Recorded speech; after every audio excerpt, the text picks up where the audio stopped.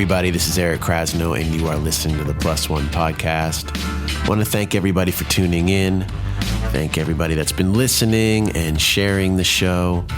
Once again, you can follow us on Instagram at Kraz+1. That's KRAZ+1. And you can follow me at Eric Krasno, ERICKRASNO. Been posting a lot of new videos and music stuff, guitar stuff, so go over there and check that out. I got a lot of great messages about last week's show with Pino Palladino and Blake Mills, two amazing musicians and artists, and I just posted a playlist for that episode. If you go to Spotify on your phone, you go to the details on the episode, you'll find a playlist in there, and I gotta say, some of my favorite songs ever are in this playlist because Pino played on so many classic records and Blake has produced and created some incredible music in the past few years. So go and check that out. As always, I got to give a shout out to Osiris Media. They helped me put this show together and they have some incredible content and shows that you can find at osirispod.com. So go over there and check out their other shows. Today's guest is one of my favorite musicians ever. And one of my best friends. I've gotten to work with him quite a bit. I produced an album for his band, the London Souls, and he and I have worked on a lot of music together, written songs together, been in the studio together. His new record just came out. It's called Charge It to the Game. His name is Tash Neal. Incredible songwriter, singer, guitarist. He can pretty much play any style of music, but his new record really blends the rock and roll, the soul, that psychedelic funk, but it bumps, like a hip hop record. And you'll hear us talk about this in the show, and you'll definitely hear about it in the album. But he was in a near fatal car crash a few years ago that completely changed his life. And he puts all of that in this album. It's powerful lyrically, it's musically, everything that I like in a record. It's really one of my favorite records that's come out in the last couple years. So I'm excited to get into that with Tash, but first we're going to take a quick break to hear from our sponsors.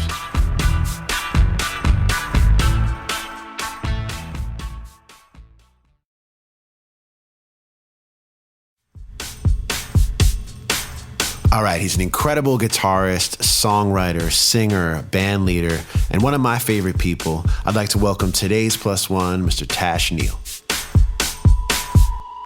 I got my man, Tash Neal, joining me today. One of my best friends in the world, one of my absolute favorite musicians ever. That is not an exaggeration in any sense. But yeah, appreciate you taking the time, man. Man, I'm always happy to show with you, man. Yeah. Your family, you're my brother. Dude, I was thinking about it, and I'm like losing track of days and dates and stuff, but it's definitely, I would say 15 years or so that we've known each other. When was it that the Loving Cup era, was that like 2005-ish?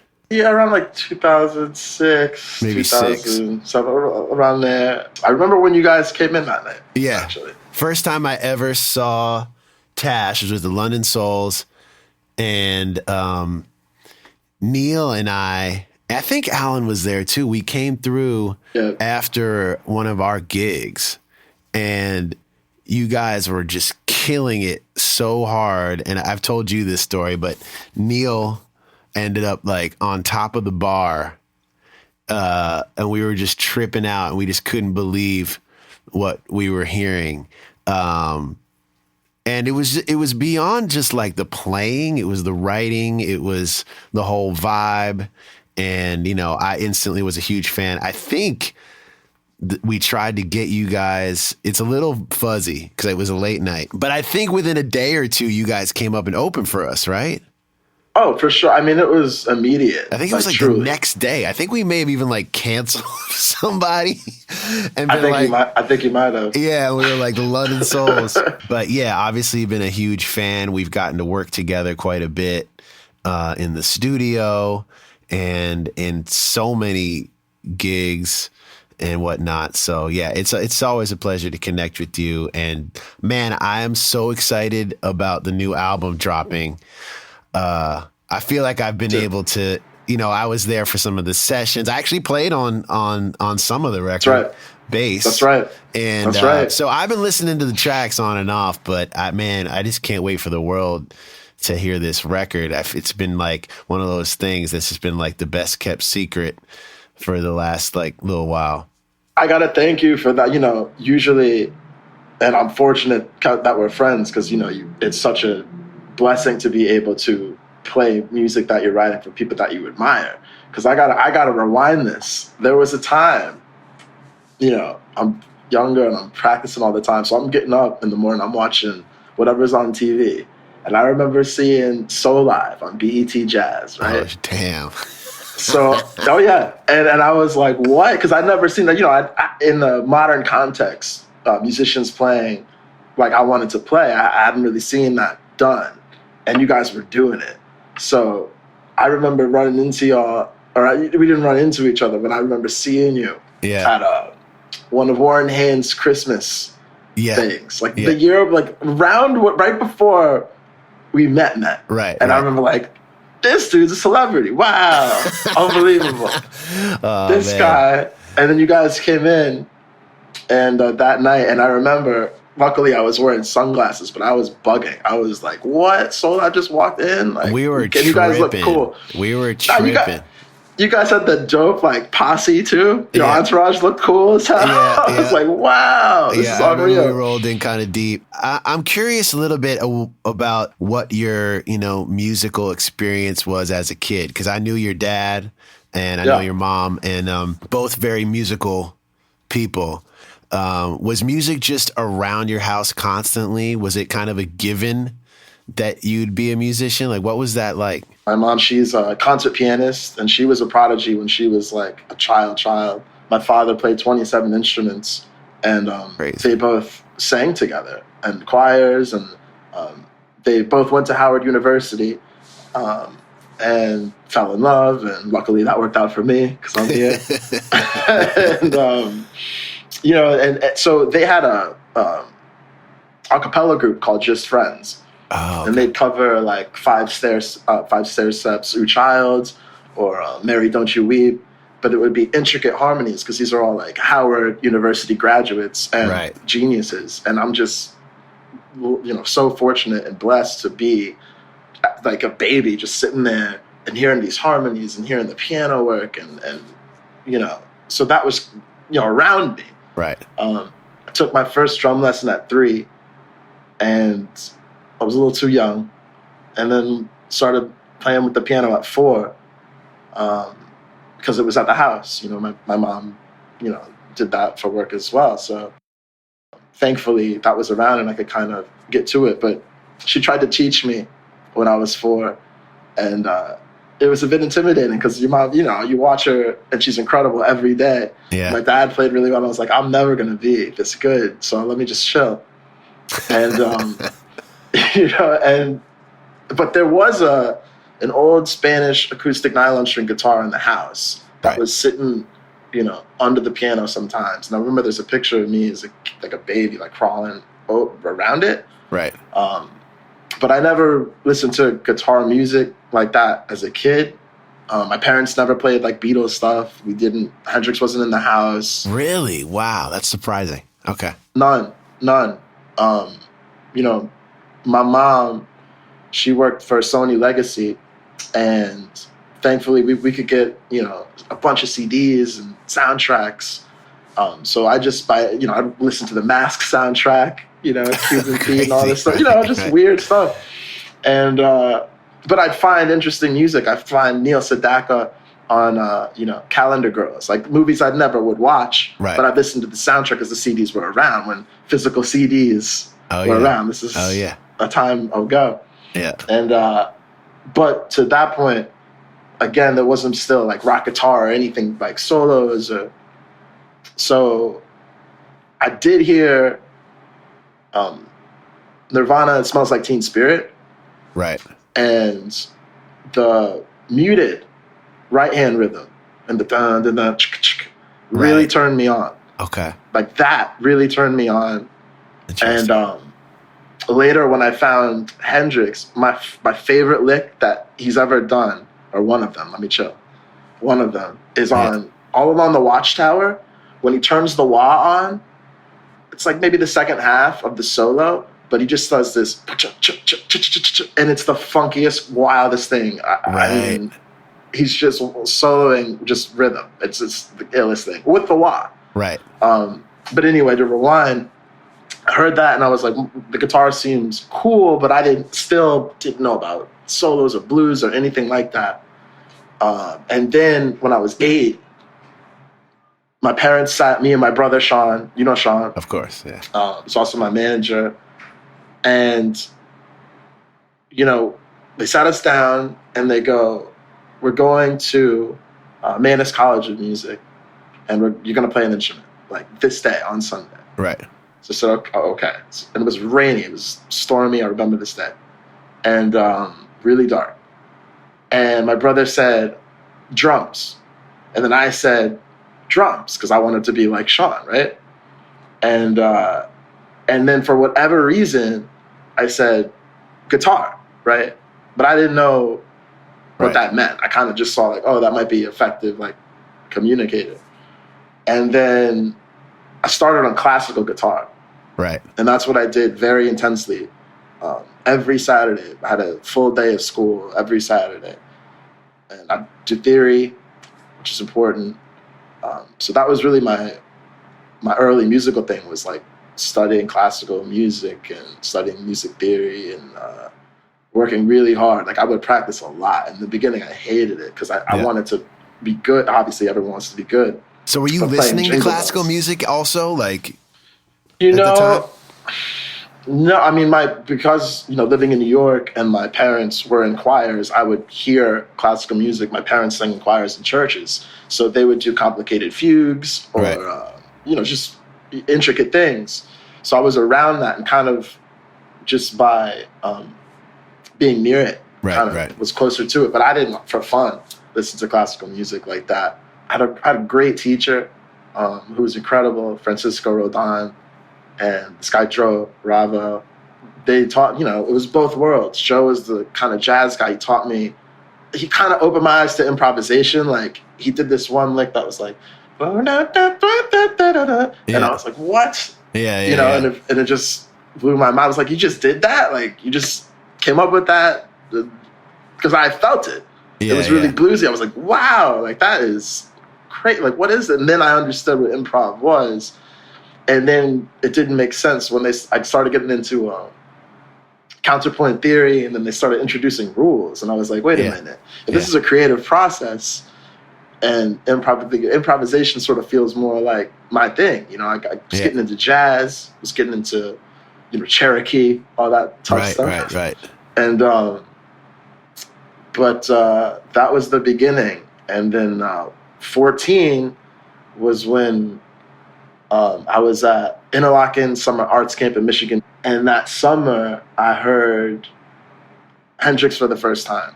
Right. And Stevie Ray Vaughan for the first time. Right. So I'd been playing guitar for a bit. And this was the perfect time for that kind of challenge. So I remember sitting in the cabin in the woods and hearing Little Wing on CD. Yeah, of course. For the first time, being like, wow. Yeah, it's funny how so many of us, every guitar player I know can like remember the moment that Hendrix kind of changed everything. You know what I mean? He changed, and Stevie Ray. I think it's like, Stevie Ray was kind of like in that, he kind of, drew from that style and added to the evolution, of it. Oh, completely. Added the twang and the Texas like thing to it. It's a different experience, but I had tried to learn classical music, like the piano and lessons as a kid, and it did help me. Don't get me wrong, but like the moment when I kind of figured out that I could play like the pentatonic scale, and it was like this powerful thing. You know what I mean? Or or like playing along with like Led Zeppelin records and learning like the solo or whatever. Like that was the moment where I was like, oh man, this is a rush that's unlike anything else. What you said there is really key. Like that was my second job. Like in Yeah. high school, Yeah. like Yeah. I would for 10 hours a day just play along to records. Yeah. Just literally play along to the boombox, or get my hands on A Song Remains the Same DVD. Yeah. And try to get the solos together. Really Right. feel like you're in the rhythm of it, and just do that for hours and hours. And it makes sense to me that you have this foundation in classical music and in like all the theory and counterpoint stuff, because your writing is really intricate. You have like this really great talent of like taking like music that's really hooky and infectious, but like making it's like subtly complex. You know what I mean? And there's like really always like dope changes and cool harmonic things going on. And I think it's really original to you, but I definitely hear like the Beatles in there. I hear like classical stuff in there. I hear this like, mixture. It's like, dog, you're going to make me cry on this Zoom. Don't do It's this. true though, man. bro. Don't do this. I'm not joking. I want to back up just a little bit again, because like what records were your parents like actually listening to at home? Was it because like they were singing classical, they were playing classical. What were they playing in the house? We would listen to, the Temptations. Right. There was obviously a Motown background. My father was from Detroit. Right. My mother's from Virginia. We'd listen to jazz. My parents actually tried to stay current. Right. Okay. A lot of the time. So they would try to listen to what was on the radio. I remember a period in the early 90s, like, let's say, Clapton and Babyface come out with Change the World. Right. My parents loved that record. Okay. And I was kind of playing guitar at the time, so, we learned it. But, so, they were both open to new stuff. But I think that was the only Clapton that they ever played at the crib. My mom listened to music for work also. Right. She would have to sequence records as a producer, so it wasn't like a thing where I'm going to like put on music for fun. Yeah. Sort of a way. It was sort of like everyone was collectively working. So that's actually interesting. I never thought about that, but it's like you're kind of around that drive, so that probably impacted me in a way. You mentioned Nirvana, but I hear so much Beatles in your and maybe did you have like a Beatles like moment when you were a kid? Like I feel like Beatles fans have different albums that like define their fandom. Like do you have one that was like, okay, this is my shit? Well, if I can, I want to like explain my relationship to the Beatles, because it's kind of fun. Hit me. So it kind of started the opposite, right? Okay. Because when I was even understood, like my parents never played any Beatles stuff when I was a kid. Right. So I didn't know who they were. Like, no, I didn't know what that was. Like when I coming up as a kid, also you were like, what it was, I was listening to what was on the radio. Like Biggie was out. Yeah. Like it was 90s hip hop. It was like perfect to be from New York at the time. So I was listening to a lot of that, like pop music, whatever was on. But didn't know about like classic rock or the Beatles. Right. When I was 13, I asked my parents for an electric guitar. Right, because I'm like, I'm ready for the solo life. Yeah. And I walked downstairs on Christmas, and there's a guitar case, and I'm like, let's go. I walk over, and there's also sheet music on the music stand. Right. I walk over. It wasn't an electric guitar. It was an acoustic electric nylon string classic. I was like, but my dad goes, it's electric. And I said, okay. Yeah. And but I'm looking at the sheet music, and it's both Beatles songs, I Want to Hold Your Hand and She Loves You. And I was like, this is whack. Like, I was like, this is easy. These are just like 3 chords. Right. Why do people like the Beatles? Like, this is trap. Have they heard of, Jimmy Page? Like, what are they doing? And so I was like, this is whack, because I was just, ready for that. I also wasn't writing songs. Right. I didn't know what songwriting was. Right. So, I knew that I liked good songs, but I didn't know what that meant. Even with the theory background, I couldn't apply it. So the moment that it switched and I got it, I was in college, and we all, we all have fun and try new things in college. Psychedelic. So, listen. Yeah. So we're hanging out, and my roommate at the time puts on Revolver. Yeah. From front to back. And when I was listening to like the variety of the music, I was like, wow, like this is, I get it. Yeah. It made sense. I heard the rhythm, I like the beat, things were funky. It all was dope. I finally got the musicianship that they brought. And then the songwriting really hit me. I started to understand the melody, working with the chords, the musicality of it. Right. And I'll never forget that night.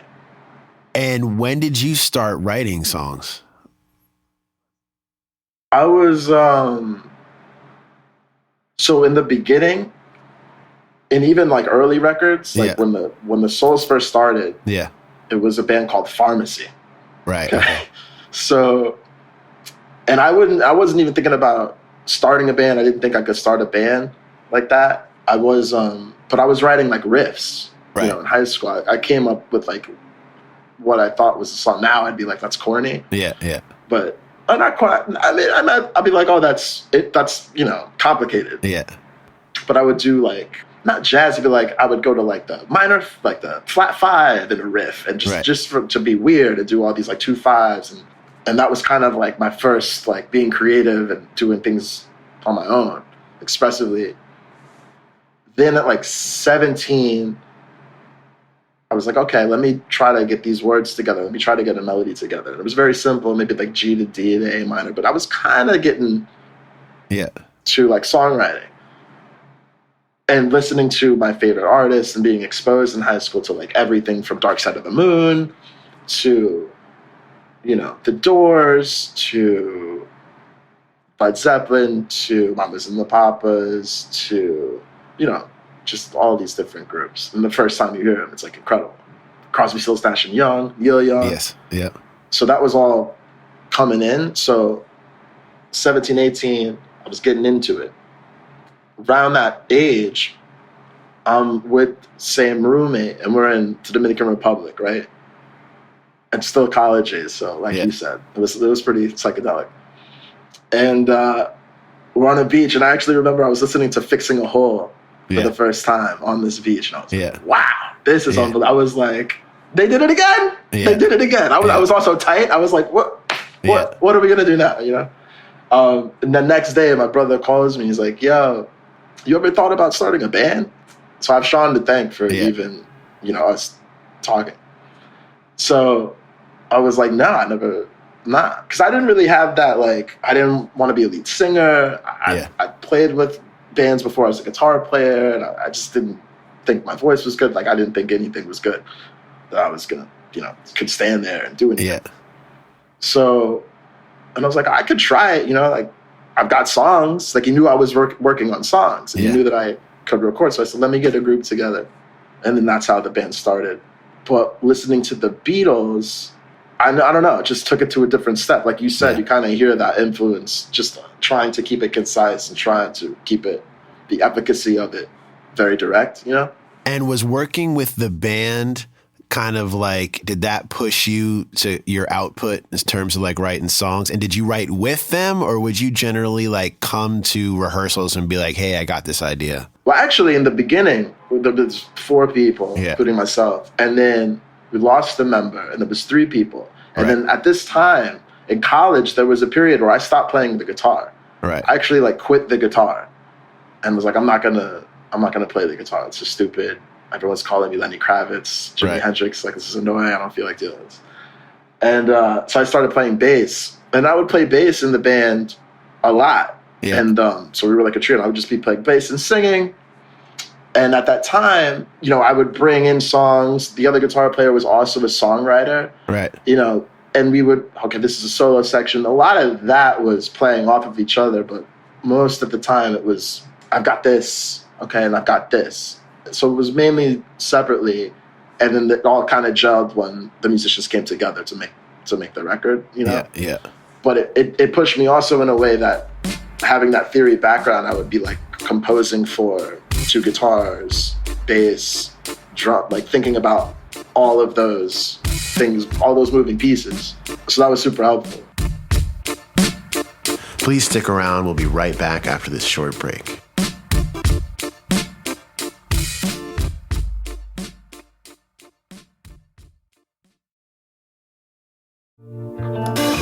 want to tell you guys about Sunset Lake CBD. They're a farmer-owned business that ships CBD products directly from their farm to your door. For years, Sunset Lake was a Vermont dairy farm producing milk for Ben & Jerry's ice cream. In 2018, they diversified and started growing hemp for CBD. With a product for everyone, they offer pre-rolls, hemp cigars, hemp flowers, as well as tinctures, gummies, and CBD coffee crafted to help with stress, aches, and pains. Sunset Lake CBD saves you money by shipping high-quality CBD products directly from their farm to your door. I really do love Sunset Lake's products. I use the CBD coffee in the morning. I've been giving the Pet Blend CBD oil to my dog Ella, which helps with her anxiety. I also love the hemp flower and the pre-rolls. It tastes amazing. They smell amazing. They just put you in this great mood, and you never really have to worry about being too stoned or any sort of anxiety. I also love the CBD gummies before I go to sleep because they help me just sleep right through the night. And right now they're actually doing a discount for Plus One listeners. So if you go to sunsetlakecbd.com and put in the promo code KRASNO20, that's KRASNO20, you'll receive 20% off all items. So go to sunsetlakecbd.com now.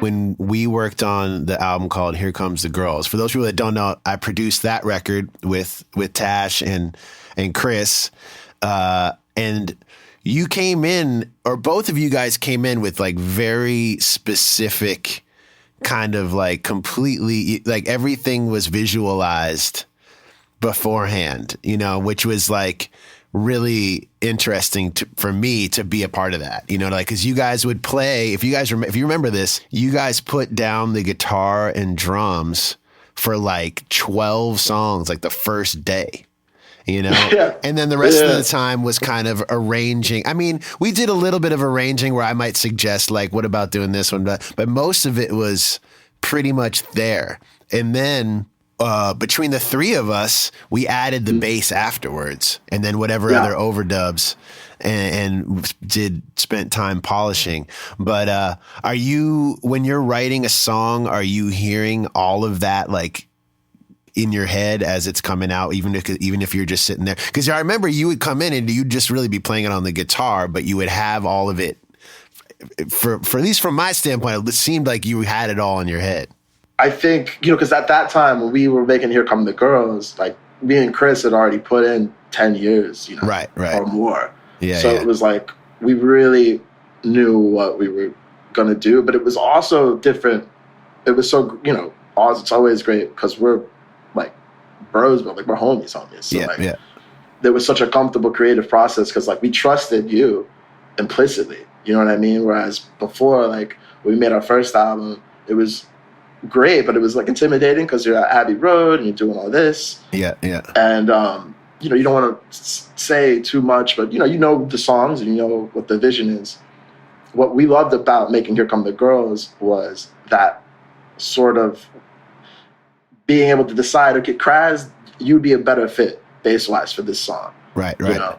Or like, Chris, you'd be a better fit bass-wise for this song.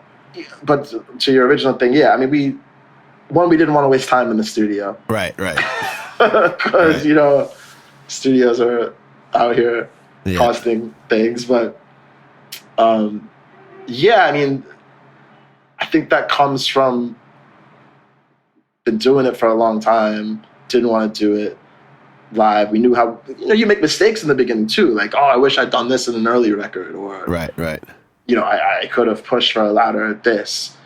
So, making Here Come the Girls with you was such a beautiful experience, like in the mixing process. Remember that? Yeah, totally. Like we'd mix to that one speaker. Yep. And mix it down to make sure everything was coming through like on the tiniest. And it was such a fun and freeing kind of like. That was a great experience, man, at the Bunker Studios. Shout out to John Davis. Shout out to John Davis. Yeah, that's my dude. But that was when I had the little room in the back too. So we would cut all the like live stuff in that A room and then hang out in the back. And and like, sip the tequila and add the add the finishing touches. I remember that night running into Redford outside of the studio. Well, it was us. This was such a wild day. Yeah. Because like it was a beautiful experience. Yeah. Like it was such a great time making the whole album, and we were like getting down to like recording vocals. Yeah. I think Dame came by. Yeah, Dame Dash was there. I think that same night that I'm thinking of, Dame came through. It was the same night. Yeah, yeah. So earlier that day, it was great too because like we'd been homies for a while. So like like I don't like playing guitar at your crib, like coming through, like whatever. Like we'd be jamming and be like, yo, I got this idea. And you're like, okay, that's dope. Like I would send you all the demos. Yeah, yeah. I remember that. I remember sending you. In fact, I want to go back and see if I have all that, man, because I'd love to like listen to those demos now. And those were the records, really. Yeah. Those were the records, but at the skeletal pit. Yeah. And so that day I run outside, and Redford, good friend Redford, who was actually in the car accident with me. Right. And he comes through with a pickup truck full of bottles, cases of tequila, of mezcal. Mezcal.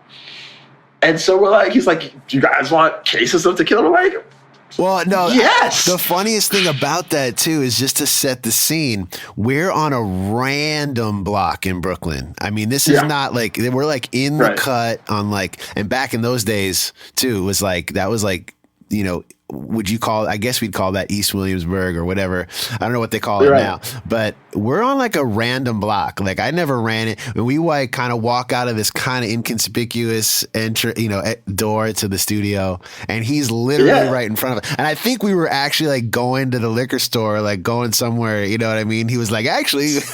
it was so bizarre. Yeah. No, because no, we never ran into anybody over that neighborhood. Yeah. Not at all. Like, it was insane. Yeah, man. But we cut some dope vocals that night. Yeah, I remember you cut vocals on a bunch of stuff that night. So many great songs on that record, man. I still go back to that record all the time and play it in the house, and so and the previous album, the first London Souls album. And I was curious. I want to kind of rewind a little bit to that. Like, how did you guys end up working with Ethan Johns? For people that don't know, Ethan Johns is the son of Glyn Johns, and they cut their first album at the legendary, Abbey Road Studios. Yeah, that was an incredible experience. So that was really through our first publishing company, and our friend Dan McCarroll, shout out to Dan McCarroll. Oh yeah. Who really championed us. And like you have, really, we were talking about making this album, and we'd kind of been playing a lot and doing really well as a young band, like being in our early 20s. He was throwing out suggestions for producers, and Ethan Johns was really interested in making the album because we had made a bunch of demos with our friend JP Nacera, rest in power. And we were kidding. Like, he was like, where do you guys want to like record? And we're like, oh, like Abbey Road would be cool. Right. Like, that's not going to happen. And then Ethan Johns goes, we're going to Studio 2. And we're like, what? So it gets so much. It was like beautiful. It was such a great experience. So I couldn't believe, I'm floating on cloud 9 for forever. So we get out to England, and we're there for just a couple of weeks. The first week is for pre-production in Bath, England. So we're over at Real World Studios, and Sade was there one day. Wow. It was crazy. I would have been bugging. I was bugging. Me and Sean were bugging. We were bugging. Yeah. I was like, so that was just pre-production, like just running the record, like 12 hours a day, like every day. So that when we got to Studio 2, and we'd walk to Abbey Road. It was so dope. Like every day, get up from the hotel, just walk, get to Abbey Road, get to go to the canteen for lunch and get like, beans and eggs and whatever they eat. And we do maybe 2 songs a day with Ethan when we got to Abbey Road. And that was unbelievable. It was unbelievable. Like, the whole thing was live, really, because it was basically the set that we were doing. Right. We knew that we were, gonna, maybe overdub here and there, the second Yeah. guitar to make it, thicker. But it was live vocals, live everything, just intense takes and long days. But it was incredible, man. It was so dope. Like Chrissy Hynde came through. Wow. Tom Jones came through one night. Wow, Like crazy. It was nuts, dude. Just because it's Abbey Road and talking to Ethan Johns and just being around, legends like that, and seeing a little bit of what they're about was really unbelievable. That's just like that's crazy. That's crazy. It's heavy. Definitely a dream come true to record in that studio, though. Absolutely. It's Abbey Road, man. Studio 2. And I was, how big of a Beatles fan I was by that point. So it was unreal. It's like manifesting what you love in a big way. So when I was working with you guys too, like I think you guys had done that record ended up coming out Dame Dash, right? Did that come out through his label? It did. And how did you guys link with Dame? It was really wild because like meeting you and Neil and Al, like that random night, like you guys coming through, was the same thing that happened with Dame. Yeah. So like we were at the Loving Cup playing in this tiny corner, and like Soul Live comes through, and then like what? Like now we're friends. We are playing at this other place in Williamsburg, and I think he had heard about us, and I remember sitting there, and it's an empty. It might have been a Sunday, and it was like an afternoon show, and we were like, no one's coming. Again, goes to show you, like always, maybe play the show. Every like, show matters. You never know. Yeah. Every show, you never know. So we're in the show. I'm playing, and like I look over and I see Sean's face, and he was like, look wild shook. And I said, "What is this dude looking at?" And I look over, and Dame Dash walks through with like sunglasses and like a couple of assistants, and I was like, "What?" Like it's Dame from Harlem. Yeah. And what was really funny was that we just hit it off like immediately. Yeah. And we've been friends ever since. We still, work closely together and talk all the time. And so right after that, we started talking about how to work together. And we'd done a trip to China together. Yeah. Very early on in our relationship to play the Great Wall. Crazy. This festival there. And it was unbelievable. And we're playing the Great Wall. Just a quick story. We're playing the Great Wall. And I didn't know too much about the environment at the time. It starts raining. Everyone leaves and freaks out. And I was like, oh, man, like, I must have played a wrong note. Like, this is, I'm terrible. And it was acid rain. And everybody comes back in ponchos. So I was like, okay. And they started doing like a circle, like running dance and holding hands. I was like, okay. Wow. All right. We're back. But that was fond memory of the Great Wall. But yeah, me, Dame, the band were out there.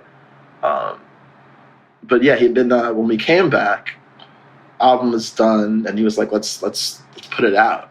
Right. And at that point, he was working with, which is very full circle, he was working with the Black Keys at that time. Right, and I remember that. Making the Black Rock record. Yeah. And, but yeah, that's how we met. Yeah, and they were working over at Studio G, which was where I was doing a lot of stuff too. And then they all came through Lovin' Cup, which became the Cameo, which is also like where we just like hung so many times. There was so many like late night gigs and sessions and hangs in that place. A lot of evolutions. And, a lot of great memories. Shout out to Josh. Oh yeah, I just spoke to Josh. Shout out to Josh. He's got a new project happening in Denver. Actually, I don't know if how many people know this, but we made that record. Here Come the Girls, and shortly after finishing the record, I'm pretty sure it was mixed and done. I remember we all did a show. We did a few shows on the West Coast, right? The Fillmore. When you opened for Soul Live, the Souls. That's right. And then shortly after that trip, you were in the car accident. Right. Which, you can probably speak to this a bit more, but, it was a near-death experience. You were in a coma. It was, I remember hearing from your family within a day. And, you know, it was a scary moment for a lot of people. And, you know, people, not only was it, is he going to make it? You know, it was, if he does make it, will he be able to play? Will he be able to talk? So maybe you can speak to that experience a little bit. Yeah, I mean, it was probably the most important, not a turning point, but most important, like, break in my life because, you know, because I don't remember, you know, I was in a coma for about a week. Yeah. So I'm really thankful, and I can't imagine what it was like to think about, oh, I don't know if he's going to make it. Yeah. But to rewind, so we're doing those shows. It was kind of crazy because coming off of this, you know, great mini tour in LA, yeah, I'm back to New York, and like literally 2 days later, I'm with Redford, and I was at his studio. He had a studio in Midtown. I stopped by just to check it out, and we were hanging out, and then got in the cab. It was early, like it wasn't even a crazy night. Just in a yellow cab, like most people get in, and we're going down Bleecker and Broadway, and then drag racers come through doing 100-something. The funny thing is, right before we got hit, because I don't remember the impact or any of that, I had said to Redford, and the driver remembers this too, thankfully everyone lived, I said, because the first drag racer had passed us, I said, oh shit, we almost died. Wow. And then 2 seconds later, we got hit. So the impact was so wild that they had to use the jaws of life to saw open the car. Yeah. And I got pulled out, and they, you know, obviously rushed us to the hospital, but they could tell impact was bad on me because my eye was bulging out of my head, which means that they knew that the blood was crushing the brain and trying to get out.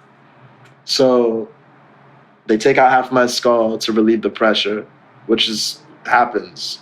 It's a craniectomy for medicine enthusiasts out there. Yeah. So they take that out.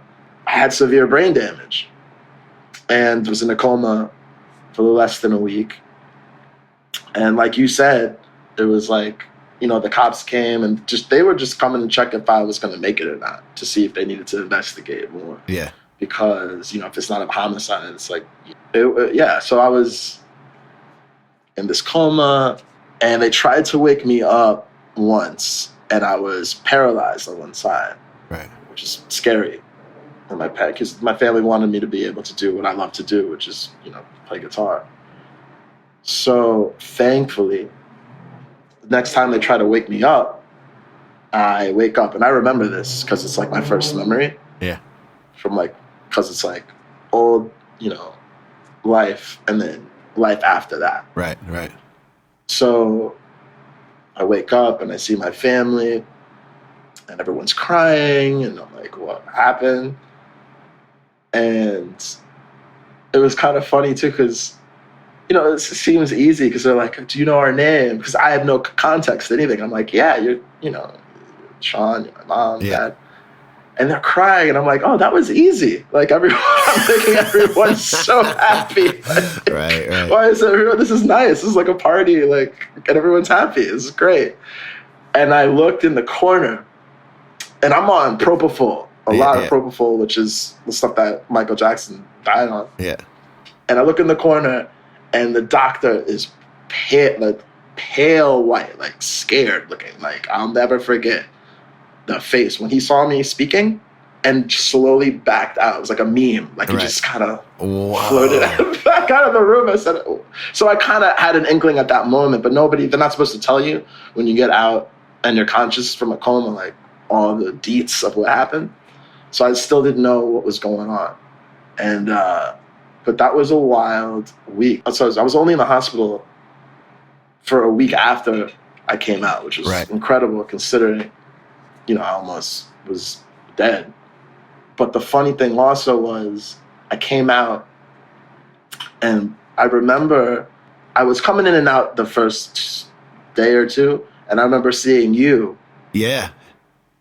Walking down the hallway, and I was like, that's my family right there. Yeah, I remember I was in I think I was still on the West Coast, or I was still on the road when I first heard. And then I ended up taking a red eye. And right when I landed, I came there because I think I was talking to your brother, and I found out that you were just coming to, or because the initial call that I got was we don't know how long he's going to be in this coma. It could be weeks, it could be months, it could be, who knows, So I ended up coming straight there. And I remember it was early in the morning too. And, came straight for the airport there. But I remember you had the guitar there too. And, I think you might have already been playing it, or at least I remember it was there, and your dad had been sleeping on the chair there. And, and I do remember that we're talking and we're chilling, and then the nurse came in, and you were like, "Sup?" And I was like, he's intact. I was like, he's intact. It's Tash. He's here. I forgot about that. That's very funny.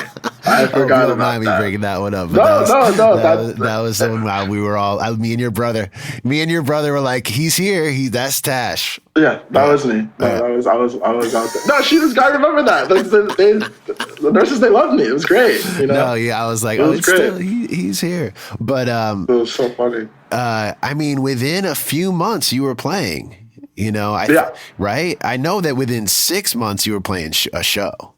Am I right? Oh, for sure. Yeah, I mean, the process of that, people are like, oh, how long do you recover from a situation like that? And it's really when the brain is, way less swollen, essentially, enough so that they can replace what they took of your skull with a plate, which is what I had. And that was about 3 months, right?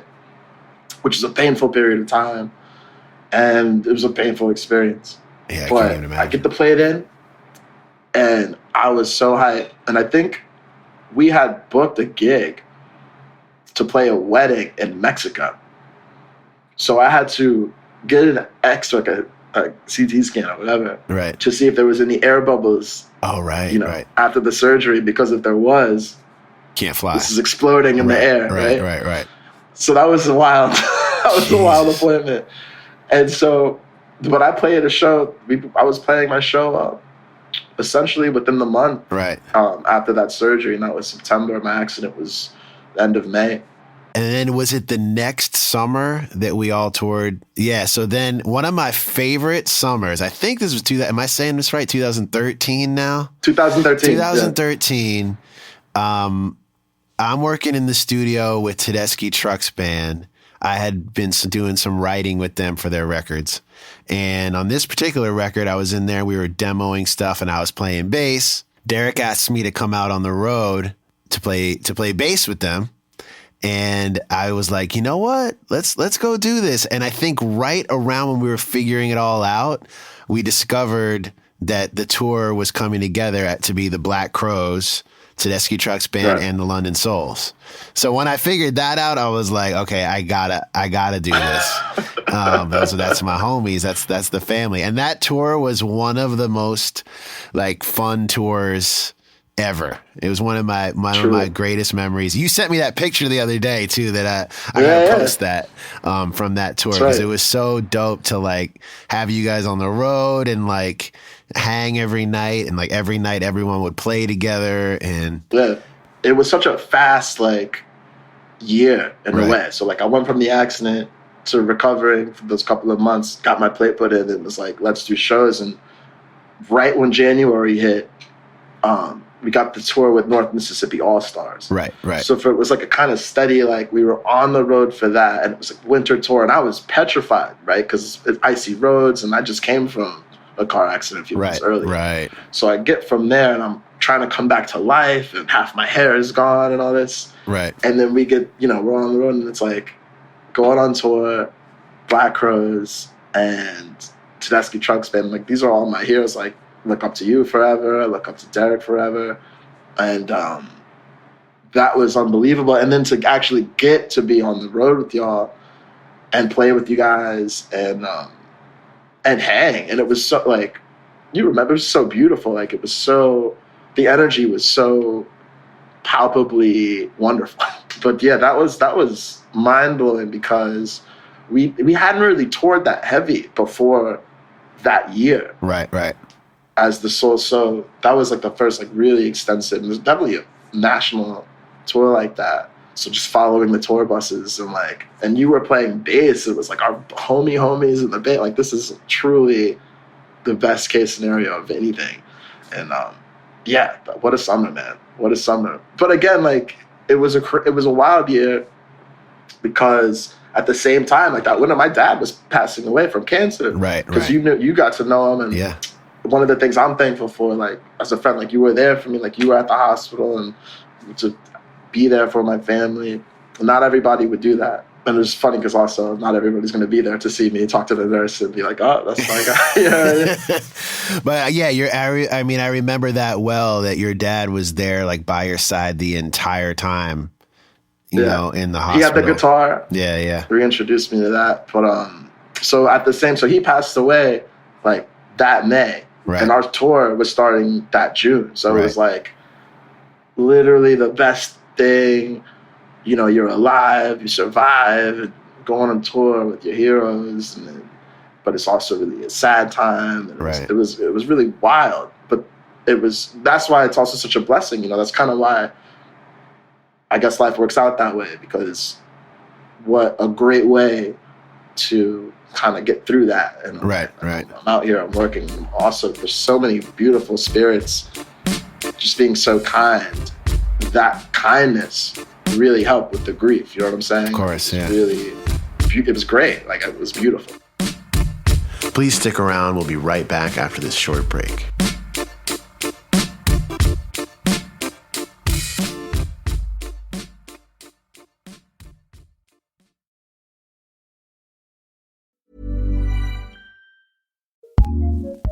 Acast powers the world's best podcasts. Here's an episode we recommend.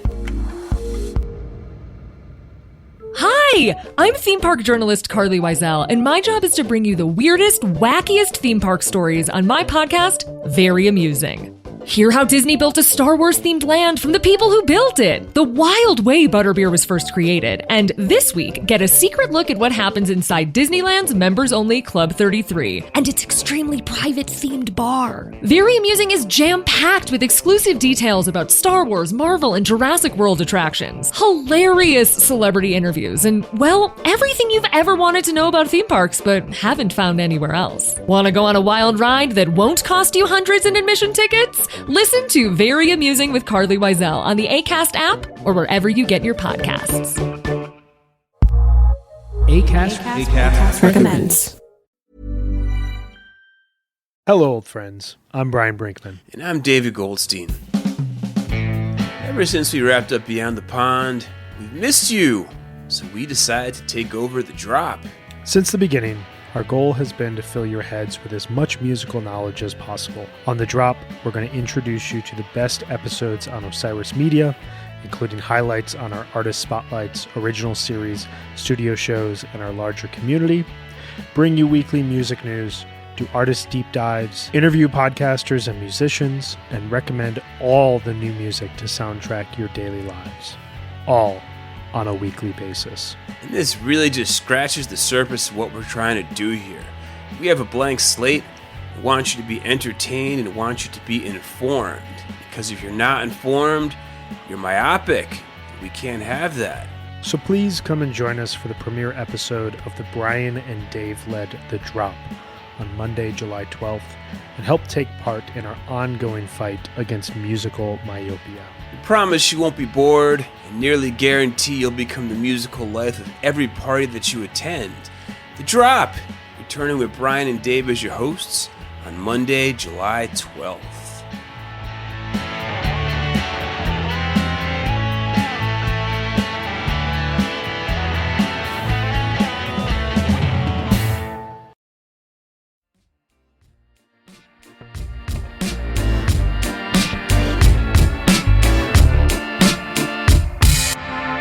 So the new album, you started working on it not that long after that. Right. In terms of writing the songs, putting the songs together. I remember a lot of the sessions there at Studio G, which kind of comes full circle, where I was a part of that. You also did some sessions with Dan Auerbach. And how did that come together? I know that you guys knew each other a little bit through Dame. We had met years before through Dame, right? Like, I remember one night they were playing a small show, and this is right before Brothers was coming out. Yeah. Like, it was about to come, so like that was the album that kind of had all those hits on it. But like, I, being a guitar fan, like I kind of knew what bands were out, so I knew who they were. But getting to kick, they were super cool, and getting to kick it a little bit. So we knew him, and Dan had come to a show, and I remember looking at the audience at Cameo. I was like, Dan Auerbach, that's crazy. Yeah, like, I was there that night too. Yeah, you were there that night, and I was like, what? Okay. So yeah, we'd known each other, and after the accident, after all of that, it was time to write songs, right? And I was like, I had to get it out. And this album was kind of coming together that's about to come out. Yeah, kind of came through the label. We were looking at producers, and he was like, yeah, let's do it. So we go down to Nashville where his studio is, and his studio was incredible and dope. And working with him was dope, But very quick, it was 2 songs. And Like a Glove is out now, right? Yeah. I love that track. Could hardly wait. I really get the basic like a glove. You're the only one I'm dreaming of. You fit me like a glove. Oh no, you're the only one I'm dreaming of. And tell me a little bit about the rest of the songs. All I See Is Blood. Well, by the time they hear this, All I See Is Blood will be out. And tell me about that track. That track is essentially about the accident, right? Yeah, I mean, that's really the thing. Like, the whole album is kind of, and it was helpful because I had to, how when you're writing songs and it becomes like a thing, it's like therapy, like expressing, like you go through a lot and it's got to come out. But yeah, for a song like All I See Is Blood, it was direct. When I was telling you before, when the impact of the accident, they knew that they had to, do brain surgery or take out half of the skull, was because my eye was bulging out. Right. Now, when I got out of the coma for about a week, obviously not knowing a bunch, I'm looking and I'm thinking I got an eyelash in my eye. So I'm rubbing for like a week, right? And it's just not coming out. I'm like, damn, son, like what? Why? Like, yo, what is this? I get to the eye doc, and he says, oh, there's blood in your eye. And I was like, word? Wow. Word? And so, yeah, and he said it may not, go away. And it hasn't gone away. Right. So when I'm on stage or whatever, it's like, all I see is blood. Like I had to, that's all I see. That was kind of a dope way to get out something direct about the accident. I can't think of anything so like spot on. Like it's a true statement. Right. My life. But I remember being kind of tight, like angry, like I'm going to write this riff and it's going to be, That riff is like one of the dopest riffs of all time.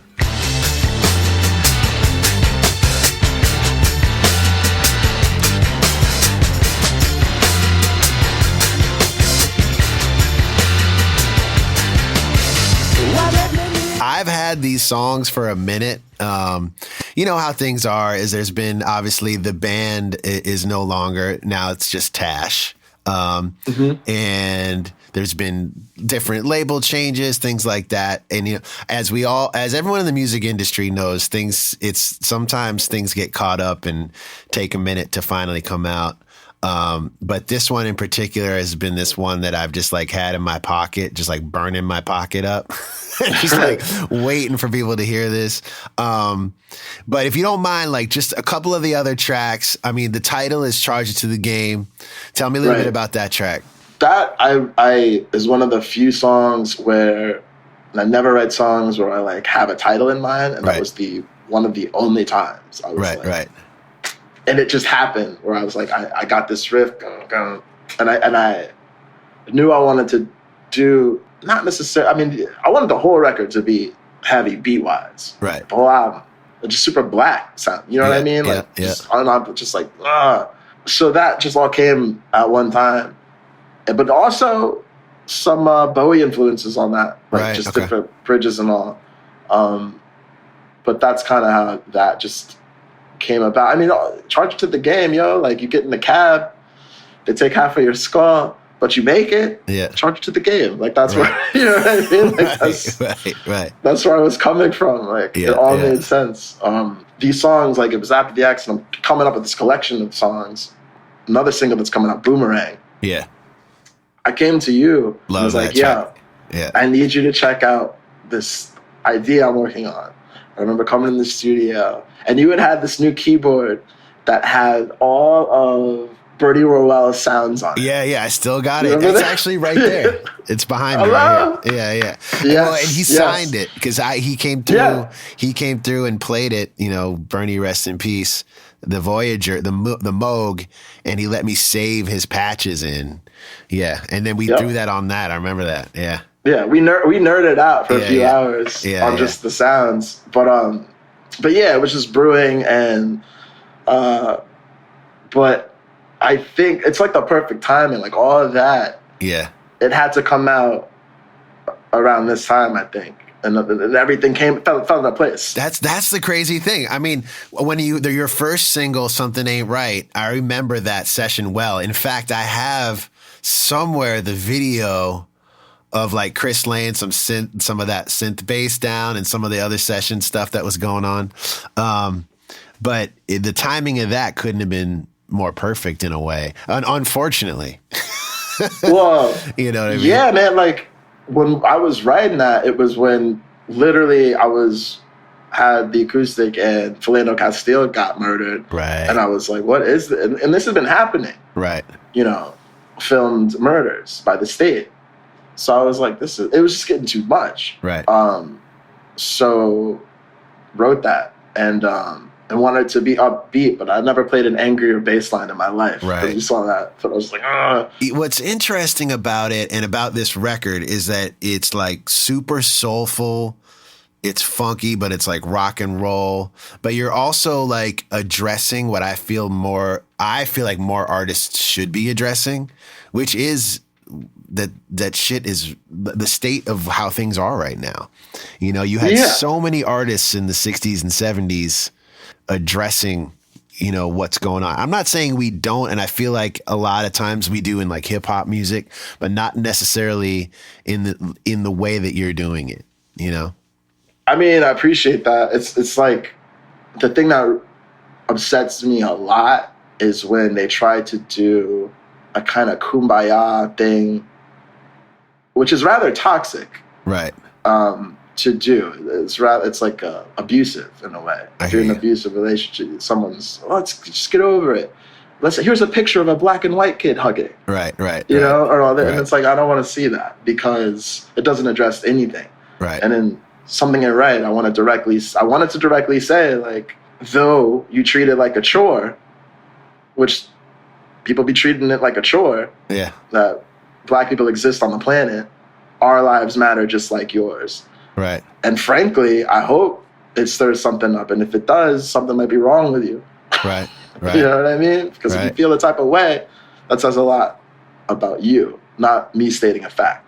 I don't know. I just wanted to do it my way and like in the second verse directly address, you know, if your freedoms were ignored and our wealth was never yours, because we live in a capitalist society and things like generational wealth transfer, things like, you know, when you inherit a house, you're not going to say, oh, I didn't earn that. That's from ancient times. You know, my ancestors, you know what I mean? Like, you're going to accept that. Right. People don't have a problem with that. But when it comes to reparations or labor that they know, or they love to talk about Abraham Lincoln and how he freed the slave. They love to talk about it. Right. But they don't want to talk about the labor that was free or maybe cut the check for that. But they still reap the benefits from a capitalist society, which, you know. Absolutely. So I just had to say it directly, and shout out to my brother Sean for helping me get the lyric video together. Yeah. Because we cut that right after George Floyd was murdered.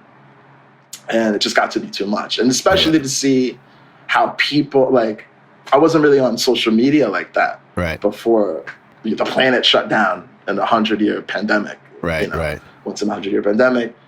So I got on just, to reconnect and play some music and all that. And I just, people that friended me, or people that wanted to be friends or like followed me or like music, were saying the most vitriolic, vile, I just couldn't believe it. Like music fans, it was very mind blowing. And I said, do they not know that I'm like, they don't see my picture on the, like, where do they think, so it was rather eye opening. And I was just glad that the song was ready.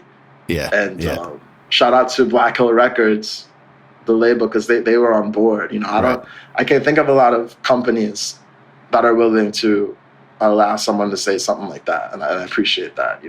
What's some of your other favorite tracks? I selfishly, it's kind of weird, but One Mistake is kind of my joint. I know it's kind of messed up to say because I played bass on it, but that bridge is so ill. All right, here's the thing. That is also one of my favorite joints because, and I said this to Gary Walton. Shout out to Gary. One of my favorite bass, like, just one-offs ever. And I'm talking like, I'm a James Jamerson stan for life. Yeah. You do this one walking thing that is like the perfectly timed, swaggiest, like intricate, filthiest, but most melodic, beautiful. Just, I don't want to give it away, but people will hear this.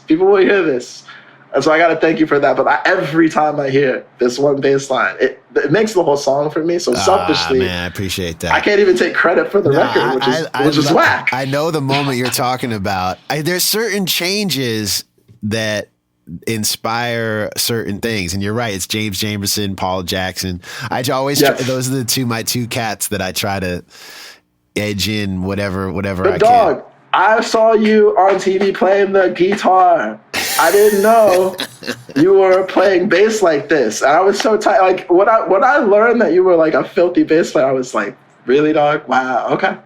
Well, damn. Cool. I mean, some of my favorite bass or like it's things that I've done, like playing on like Steady on that, like, I mean, the thing is when I'm playing with y'all cats, it's like it puts me in a place that I, getting to play with you and Chris, and that's always a blessing. And tell me about the new band a little bit too. Yeah, shout out to Danny Clinch, the great Danny Clinch. Yep. Famous photographer, and he was doing these jams at his studio. That's how it happened. Years. That's how you met those guys. Yeah. Okay. So I almost didn't make it, which is the wild thing. And Souls had been off, and I was like starting to do these new songs, and I was starting to write more and more. And I walk in, and we're playing, like, I'm not playing yet. I got my guitar in the corner.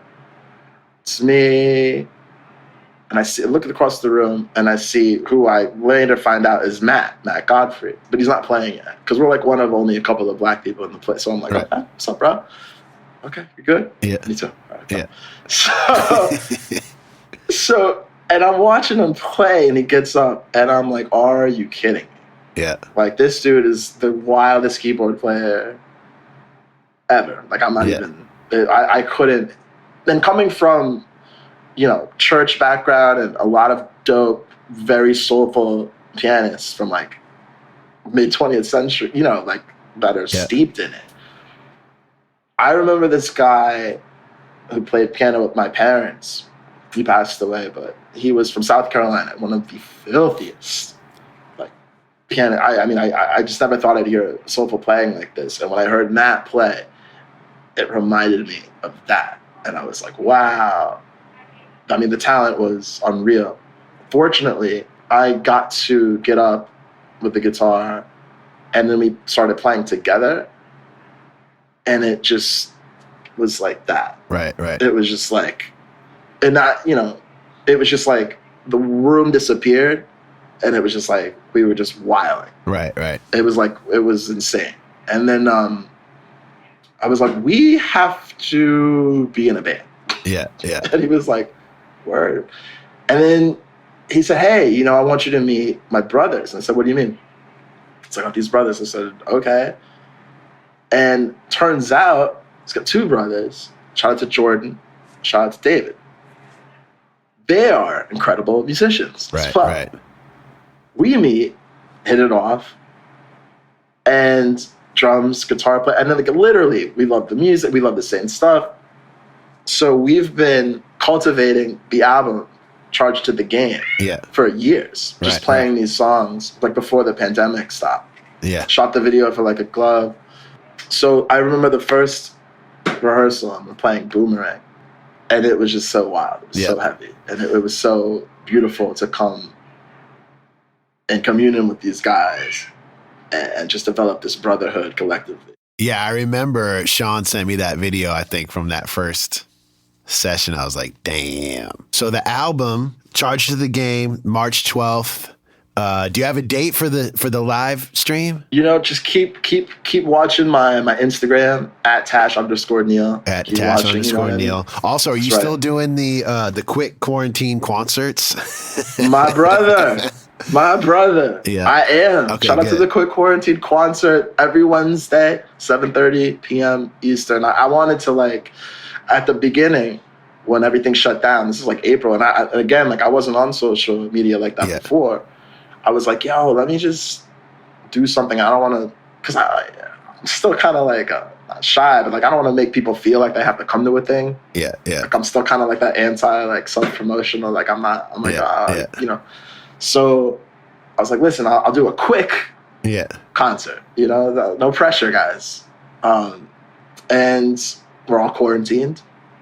So I thought I'd throw the third cue on there, and it's a concert. It works, man. Now. I've been tuning in. I love it, man. I love hearing you do some of your stuff, and then you've had themes. You've been doing some Beatles stuff. You've been doing some, mixing it up.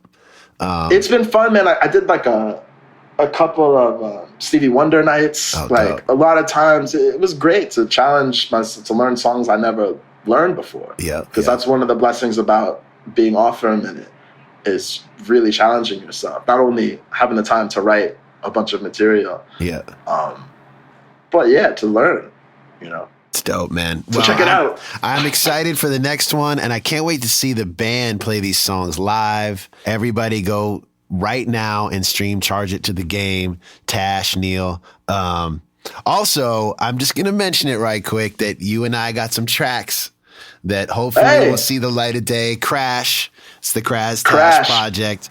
Y'all, I can't wait for people to hear that. Yeah, maybe I'll have to bring you back on when we get that done and get it out to the world. But man, thank you so much for taking the time, and always a pleasure to connect, my man.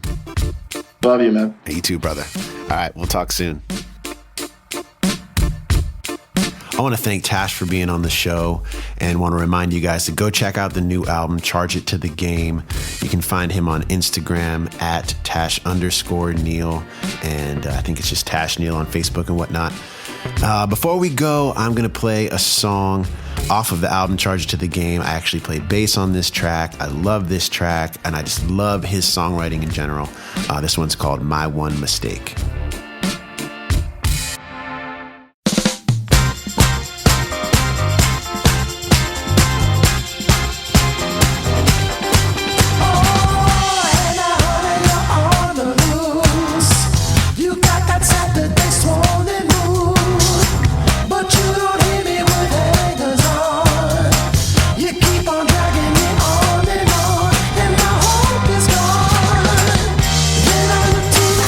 In the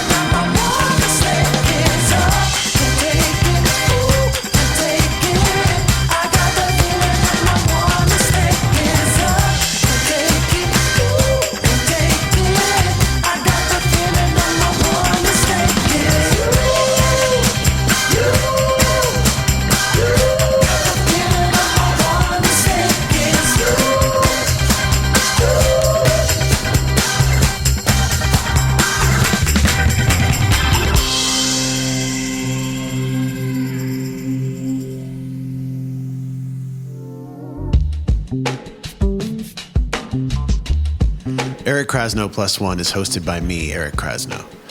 Executive producers are RJB and Christina Collins. Audio production by Matt Dwyer. Produced by myself and Ben Baruch of 1111 Group. All original music is by me, and most of which are instrumentals from my album, Telescope, under the artist name Kraz. This podcast is presented by Osiris Media.